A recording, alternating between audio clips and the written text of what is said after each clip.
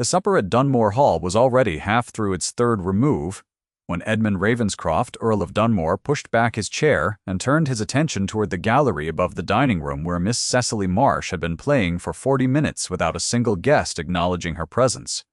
He did not look at her with cruelty at first. He looked at her the way one looks at a clock on a mantelpiece, noting the function, noting the sound, not quite interested in either. The gathered company at the long table had their own concerns. Lady Portia Ravenscroft sat at the Earl's left, her jet brooch catching the candlelight, her hand resting at the stem of her wine glass with the particular stillness of a woman who has learned that stillness reads as grace. The other guests, a baronet's family, a neighboring landowner, the local vicar's wife, ate and murmured and paid no attention at all to the gallery above them. Cecily played on. She had chosen a piece she had written herself, and it moved through its opening passages with a patient gravity that she hoped the room might eventually hear. The bow crossed the strings, and the sound filled the high ceiling, and fell back unused. It was Lady Portia who leaned toward the Earl and said something that could not be heard from the gallery. Cecily saw the Earl's expression shift. She saw him look up, fully this time, his dark gray eyes finding her in the gallery with an assessment that held no warmth. He said something to the table at large. The nearest guests laughed softly, that particular social laugh that requires no conviction, only proximity to authority. Cecily did not stop playing. She could not afford to stop playing. Not yet. Not until the piece reached its close. She played the final passage through to its end, with her eyes fixed on the bow, her face composed into the expression she had practiced for 24 years of being spoken past, spoken over, spoken around. Still. Correct. Giving nothing away. She set the bow down. She gathered her music from the stand with careful hands, and descended the gallery stairs and crossed the passage toward the servants' wing. And it was only when she reached the small room they had assigned her, her violin case open on the narrow bed, her few possessions neatly arranged, that she permitted herself to stand very still in the center of the room and feel, in the pit of her chest, the full weight of the evening. She did not feel it as humiliation, though it was that. She felt it as time running out. She sat on the edge of the bed and laid her hands flat on the violin case which her father had built for her when she was 8 years old. The wood was walnut, dark and smooth, with handling, and there was a small locked compartment set into the lid that he had fitted there so that she could always carry, he said, the words she could not speak. She had the key on a chain at her neck. She had kept it there since the morning of the 7th of March, 8 months past, when she had stood in the gallery above the sick room of Francis Ravenscroft and watched something she could not name aloud, because she could not name anything aloud, because she never had, because the fever that took her voice at age 7 had taken it so completely that not even a whisper remained. She pressed her palms against the case and thought about Francis. She thought about his face turned toward the door, his hand reaching for a glass that was not water. She thought about the figure who moved through the sick room with such unhurried elegance, setting the glass down within reach, then stepping out before the manservant returned. She thought about everything she had tried since March, and how none of it had reached him. Cecily Marsh had come to Dunmore Hall in January of that year, engaged as the regular household musician for the winter season. She had been born mute, not deaf. She heard everything, mute with perfect precision, in a way that meant she had grown up acutely conscious of how much the world said in rooms where no one thought she was paying attention. She heard the servants gossip. She heard the whispered consultations. She heard the conversations that stopped half a second too late when someone realized she had entered the room. She had arrived with 2 trunks and her violin case and a letter of engagement from the household's previous steward, and she had settled into the musicians' rooms in the East Wing with the efficiency of a woman long accustomed to making herself useful and unobtrusive in other people's houses. Her playing was very good.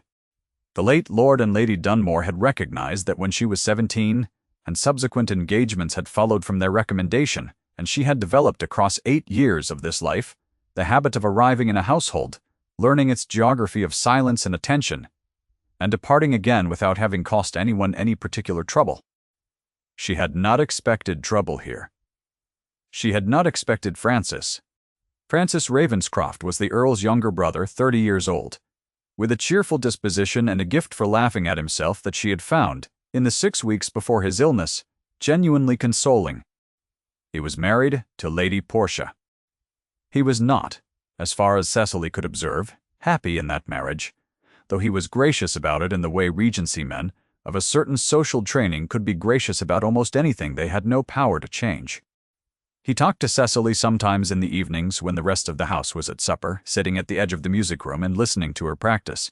He did not talk at her, or past her, or around her, and he talked with her, asking her questions whose answers he waited for in written form, reading what she gave him with his full attention, responding as though the method of the conversation was entirely ordinary.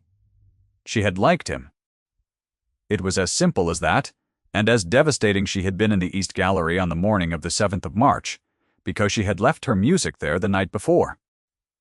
The gallery ran above a series of first-floor rooms, one of which was the blue bedroom, which had been made into a sick room for Francis during the 3rd week of his fever. The gallery had a lattice-work rail, and she had seen, through the lattice, Lady Portia at the small table beside his bed. She had not understood immediately what she was watching. The understanding had arrived slowly, over hours, and then with the terrible completeness of something one cannot unknow.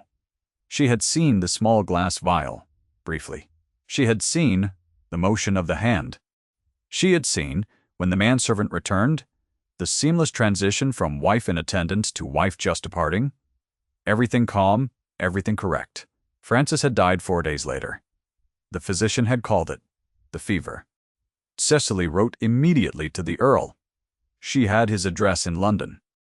She composed 3 paragraphs in the careful copperplate she had trained herself to produce since childhood, laying out what she had observed with the precision of a woman who had spent 2 decades sharpening her other faculties to compensate for the one she lacked.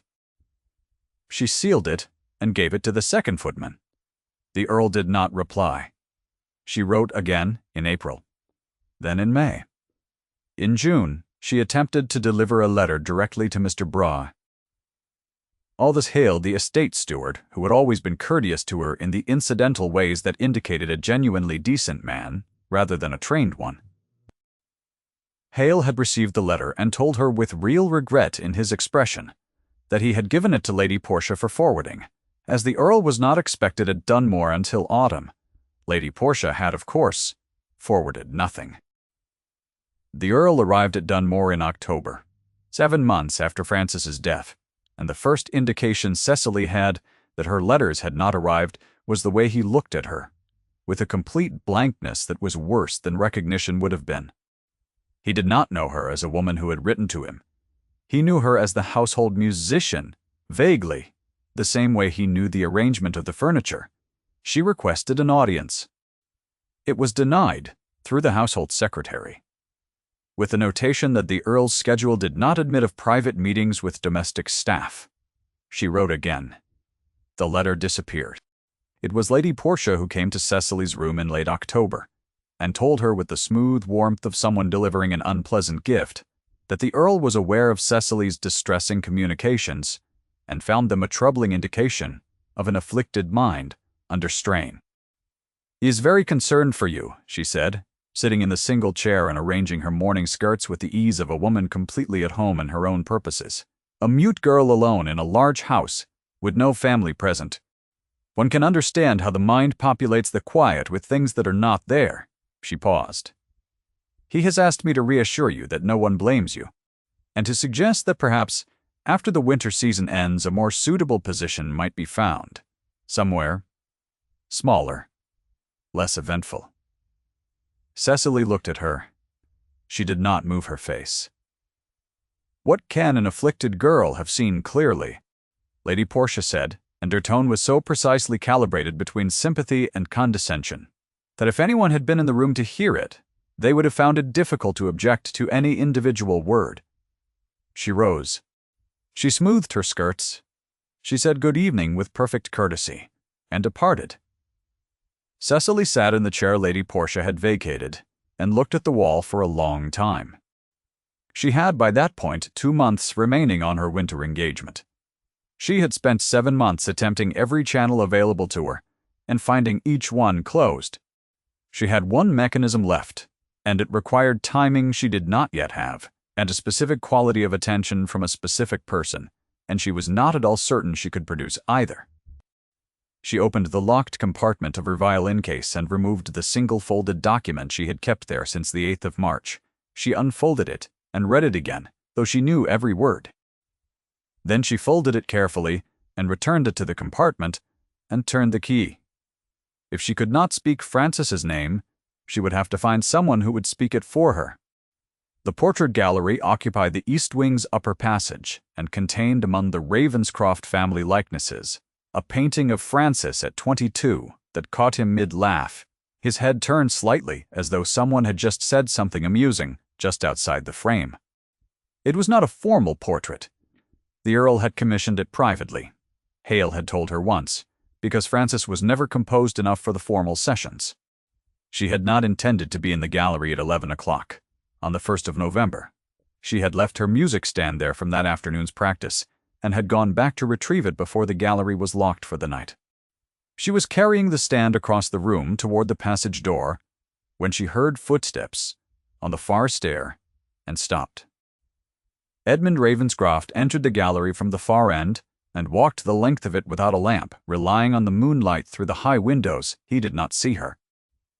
She was in the shadow beside the portrait of an earlier countess, and she was very still, and he was not looking for anyone. He walked with the unhurried deliberateness of a man visiting a room he has visited many times before, and he stopped before the painting of Francis, and he stood there. He stood there for a very long time. She watched him put his hand to the breast pocket of his coat. She watched him press it flat, once, against whatever was inside. She watched his face in the moonlight, which was a face she had not seen before. Not the Earl's face. Not the face that had looked through her at supper. Not the face that had let Lady Portia's whispered assessment land and harden into public contempt. This was a face stripped of its defenses by the certainty that no one was watching. He said nothing. He was not the kind of man who spoke aloud to portraits. He simply stood there, and she understood with the clarity that silence teaches to those who have no choice but to study it, that he believed he had failed his brother, that he had been in London, living his life, and Francis had died of a fever in the house they had both grown up in, and Edmund had not been there, and he would carry that as a wound for the rest of his life. She thought he did not know what he was grieving. She thought he was grieving the wrong shape of a true thing. She thought if she left this house in December without finding a way, he would grieve that wrong shape forever, and Francis's death would remain a fever, and Lady Portia would remain a widow of impeccable sorrow, and there would be no accounting for anything. She waited until he descended the far stair, and then she stood in the moonlight with the music stand in her arms, and felt something settle in her chest. Not peace, something closer to purpose. She had spent 8 months in the peculiar grief of being unable to deliver a truth, and in that time, she had occasionally permitted herself to believe that the truth might simply wait, patient and permanent, until the correct channel opened. What she had not permitted herself was the belief that anyone would listen if it did. Witnessing the Earl before his brother's portrait had not given her hope in any conventional sense. It had given her something more precise than hope. It had given her a specific understanding of what the man standing in that gallery needed, and what stood between him and it, and what she was in a position to provide if she could only find the root.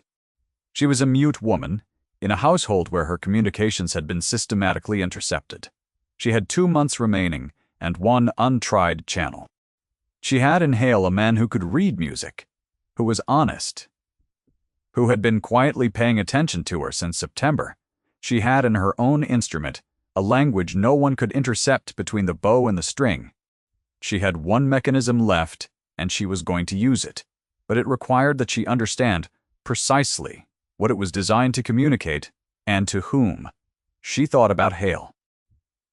She thought about the conversation she had had with him in September, before the Earl's return, one of their written exchanges, conducted over half an hour in the estate office while he reviewed the winter accounts. She had asked him by way of conversation if he had any musical education, and he had said, with a slight self-consciousness that was charming in a man of his solidity, that he had taught himself to read music during the years he served with the regiment. He had found a manual in the regimental library and worked through it. He could follow a score. He said not perfectly, but well enough. He had said it as though it were a small thing. She had written back that it was not a small thing. If Cecily could not speak Francis's name, she could write it. She had written it already. In the document in the locked compartment, the document contained everything she had seen, in careful order, with dates and specifics. What it lacked was a route to a trustworthy hand. She had been attempting to deliver it through conventional channels and finding all of them closed. She had been approaching the problem as a communication when she should have been approaching it as a performance. Hale could read music. The last page of a musical score was a conventional location for a composer's notation. She went back to her rooms and lit the candle and opened her composition book. She worked for 4 nights, in the hours after the household had gone to their rooms. The piece she was composing was not coded. It did not need to be. It was simply a piece of music, genuine and meant, organized around the theme she had been developing since January, and had played fragments of for Francis in the evenings when he sat and listened. She was not composing a cipher. She was composing her own testimony, in the only language she had, and on its final page she wrote, in small, careful letters beneath the last bar, "To the memory of Fr, who heard what others refused to hear." The account of what was owed him is in the compartment of the case. The key is held by Miss Marsh. She wrote it in plain English. She wrote it for Hale to read, because he was the only person in this house who read music and was honest. And she was going to make sure he was in the room for her final performance. The morning after the supper was quiet, in the particular way of houses after a social embarrassment, a quiet that had a texture to it, like fabric held taut. Cecily was called to see the household secretary at 10 o'clock and informed that her engagement would conclude on the 15th of December, 2 weeks earlier than contracted. The secretary was apologetic in his manner, though not apologetic enough to resist the instruction. The official reason given was a reassessment of the household's winter calendar. She had been dismissed. She walked back to her rooms through the servants' passage and stood at the window that looked over the kitchen garden, the bare vegetable beds already frosted over, the stone wall at the far end with a gate that opened onto the ha-ha in the park beyond. She had 14 days. She had stood at windows like this one in other houses, at the end of other engagements, and had registered with her usual composure the transition from one life to the next. She had learned across 8 years of this work to travel light. The violin, the case her father had built, 2 trunks of clothing suitable to the position she held, the composition books in which she kept her own work and her own thinking, the small framed portrait of her parents that she placed on the mantelpiece of every room she occupied and removed again on departure day. That was all. She was accustomed to the specific quality of a temporary room the morning before it was surrendered. This was not that. This was the specific quality of a room in which she had failed someone, and the failure had a name and a date and a glass that had been set within reach on the morning of the 7th of March, and she had been unable, across 9 months and 4 letters and every method of communication available to a mute woman in a Regency household, to make any person of authority understand what the glass contained. She had one method left. She pressed her hands against the windowsill and thought about it with the full weight of her attention. She had 14 days. The 15th of December was a Tuesday. If she was going to arrange a final performance, she would need to request it, and the request would be assessed by Lady Portia, and Lady Portia would either refuse it or permit it, based on whatever calculation best served her position. Lady Portia permitted it. Cecily understood why. Later, Lady Portia had heard from the household grapevine that Cecily had been attempting to request a private audience with the Earl, and being denied. A farewell performance supervised, in the drawing room with witnesses. This was the safest possible context. Nothing Cecily could do in a drawing room, mute, at her violin, in front of the assembled household, could constitute a credible threat. At breakfast that same morning, Lady Portia told the 3 guests remaining from the previous evening's supper that they would be treated to a final performance by the household musician before Miss Marsh's departure. "I feel one ought to mark the occasion," she said, and her tone was exactly that, a hostess's gracious tolerance, the minimum sufficient generosity. "Must we endure the afflicted musician once more?" she added to Mrs. Modisell. Bellingham beside her, and her voice was low but not low enough, and Hale, who was delivering the household accounts to the sideboard, heard it, and his expression did not change, and Cecily, who was not in the room but would hear of it from the kitchen maid within the hour, added it to her accounting. The drawing-room at Dunmore was not large. It held that December afternoon the Earl, Lady Portia, 3 remaining guests, the household secretary, 2 of the senior maids who had been permitted to attend, and Hale, who had positioned himself near the music stand on the pretext of ensuring the candles were adequately placed for the performer's use. Cecily carried her violin case in herself. She had never permitted a footman to carry it. She set the case on the chair beside the music stand, and opened it, and withdrew the violin. She positioned the score on the stand. The assembled room arranged themselves in the relaxed posture of people who were there out of obligation and expected to find it brief. The Earl sat at the far right of the room near the window. She did not look at him yet. She had not looked at him directly since the gallery. She positioned the bow, settled her chin against the instrument, and began. The piece opened quietly, in A minor key, with the theme she had been living with since January. It built the way grief builds, not precipitously but by accumulation, each phrase arriving a little more weighted than the last, each resolution turning aside before it could land, the whole forward motion sustained by the sense of something unresolved pressing through. She had no voice for this world, and she had spent 24 years learning to put into the instrument what she could not put into words, and every lesson of that life was in the piece she played now, in this room, before these witnesses who were not yet witnesses to anything. She did not watch their faces. She watched the bow. She had played before more distinguished audiences, in grander rooms. She had played at a viscountess's private concert in Bath, and at the opening of the season's assembly rooms in York, and once at 17 before an earl whose interest in music was genuine and who had wept quietly. At the close of a Haydn sonata she had not thought particularly affecting. She was not thinking of any of those evenings now. She was thinking of Francis, who had never understood why music made him feel as though time moved differently, and who had once written to her in the margin of a piece she was working through, that he thought it must be because music was the one place where the feeling arrived before the reason for it. She had kept that page. It was in the violin case, in the locked compartment, behind the document. She played for him in the only way that remained available to her, in the only room that held the right people. In the third movement, she heard the slight adjustment of Hale's position near the stand. He had shifted incrementally to read the score from where he stood. She had placed it there for exactly that reason. She continued playing. The room was very quiet. Even those who had attended out of obligation had stopped their murmuring. She reached the final page. She played its last bars, which were slow and deliberate and ended on an open fifth, unresolved, asking. She lowered the bow. The room gathered itself for the polite applause that social form required. Lady Portia's hands moved first. 2 or 3 light strikes of the fingertips against her palm, setting the pace. The hostess's minimum sufficient response, no more. Then Aldous Hale did not applaud. Hale had read the final page of the score, and his face had gone very still, and he looked at Cecily.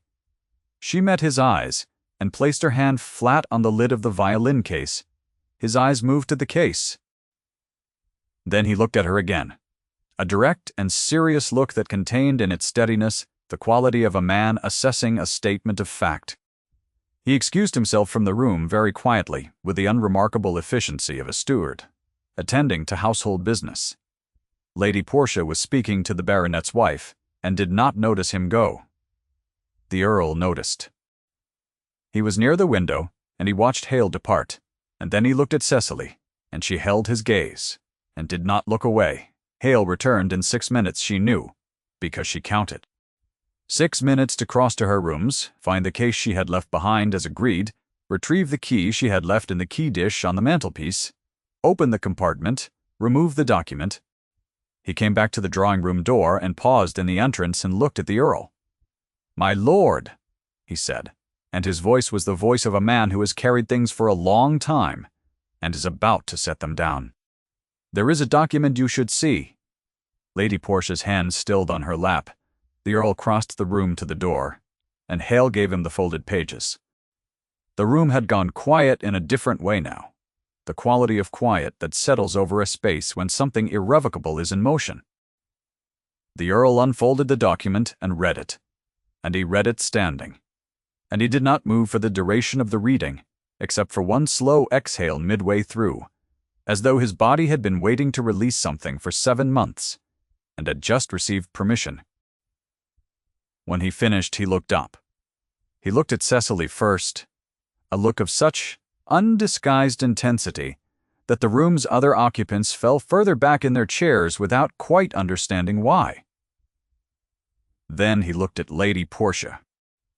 Lady Portia rose. She was composed in the way that the practiced are always composed in the first moment, before the collapse, that fraction of a second when the performance was still intact, and the reality has not yet arrived.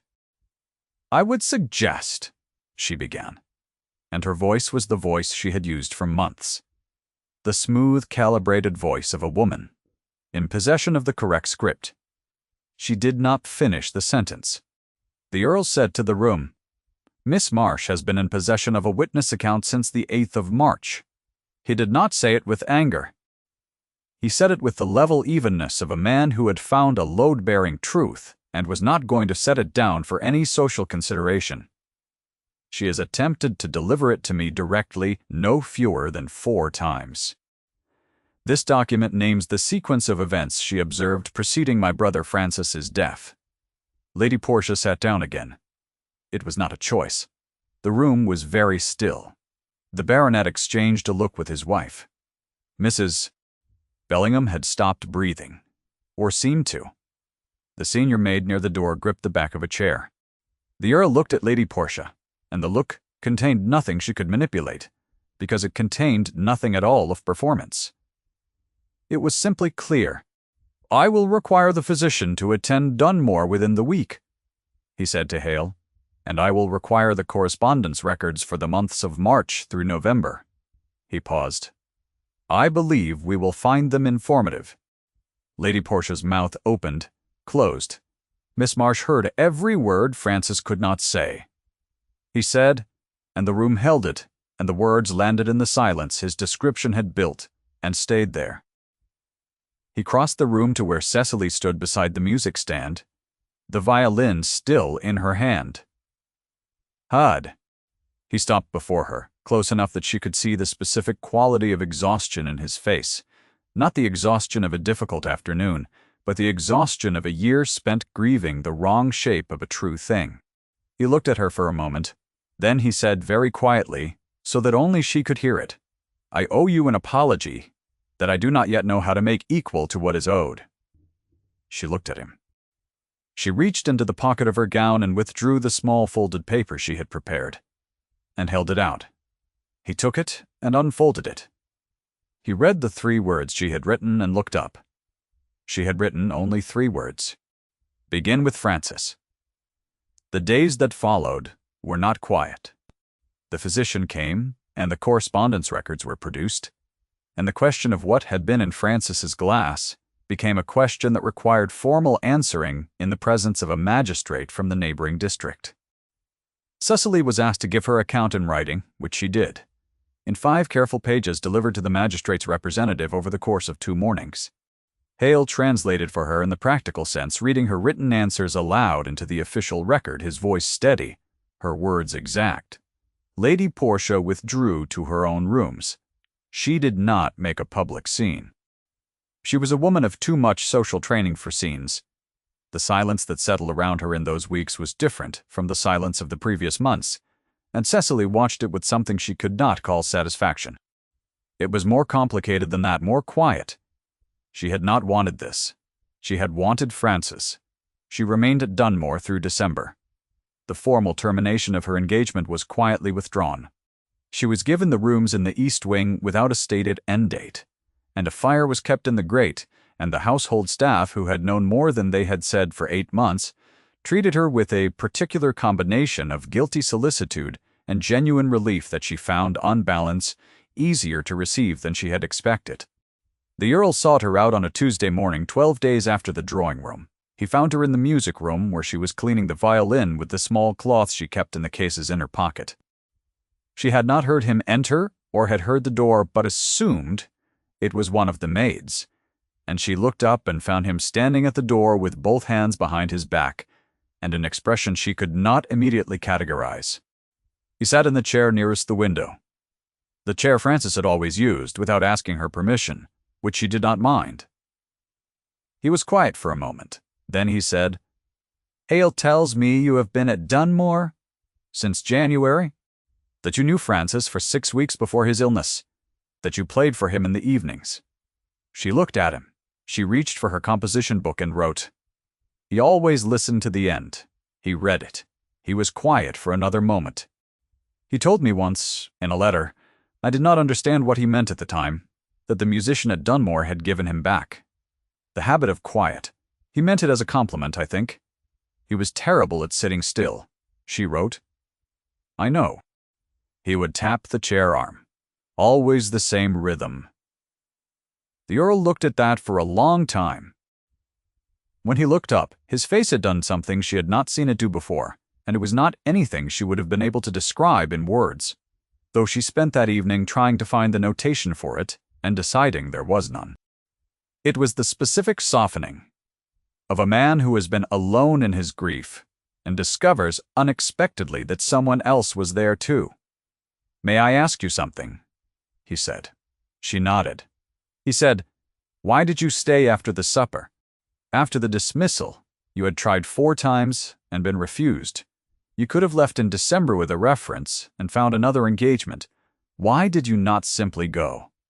She thought about the answer for a moment. Then she wrote the answer. "Because I heard what you said to his portrait." He did not ask what she meant. He understood. "I was not there," he said, and his voice was level, but the leveling cost something. She could hear it cost something. "When he was ill, I was in London. I received the letter on a Friday, and I arranged to depart on Monday, and he died on Sunday." He paused. "I have spent 7 months believing that if I had come sooner, I might have prevented the fever from taking him. I was mistaken about the shape of that grief. It seems the grief itself was real." She wrote, "No, not about that." He sat with that for a while. The fire in the grate settled, the coal shifting and resettling into its new position. Through the window, the park was white, an early snowfall still coming down, very soft. She looked at his hands, which were resting on the arms of the chair with the stillness of a man who has been trained to stillness but is not, in this particular moment, managing it through discipline. They were simply still the way water is still when something has ceased disturbing it. After a while she picked up the violin and played the opening bars of the piece, the theme she had been developing since January. She had not played it for him directly before. She played it the way she had written it, without ornament, and when she reached the passage she had composed in October, after the portrait gallery, the one that had no resolved ending, she let it arrive at its open fifth and stop. He did not applaud. He was quiet for a moment, and then he said, "Play it again." She did. She played it twice more that morning, and by the 4th time she could hear, in its shape, how it might resolve, not conclusively, not with the forced certainty of a piece that does not trust its listener, but with the specific quietness of something that has said everything it needed to say, and is no longer afraid of the silence that comes after. She played the resolution she had not known the piece was waiting for, and it arrived as gently as the snow outside the window, and when she lowered the bow, the room was very still. The Earl sat in Francis's chair, and he did not say anything, and she did not write anything, and the fire held. By Christmas, the case against Lady Portia was in the hands of the appropriate authorities, which meant it was in the hands of men who would take a very long time with it, being careful, which was as it should be. Cecily did not follow the proceedings with close attention. She had given her account with precision, and she trusted Hale to deliver it accurately, which he did, which she already knew he would, because she had watched him for 2 months and trusted what she saw. She stayed at Dunmore through the new year. On the evening of the 5th of January, the Earl came to the music room again, and sat in Frances's chair and asked her, without preface, if she would be willing to remain at Dunmore as something other than the household musician. He said it plainly, with the short level sentences that she had come to understand were not coldness, but the dialect of a man who did not trust himself to say the right thing in a longer form. He said it with his hands on the arms of the chair, and his dark gray eyes on her face, and she could see, because she always saw what other people missed, that he was not certain she would say yes. Then she opened her composition book and wrote that she had been going to suggest it herself. He read it. His face did something that was not quite a smile, and more than one, and she thought Frances would have laughed at that. Frances would have said, that is exactly the kind of thing she would write. She thought he would learn to hear it in time. The fire crackled in the grate, and the park was white, beyond the window. The snow still settled from the week before, and the night very clear.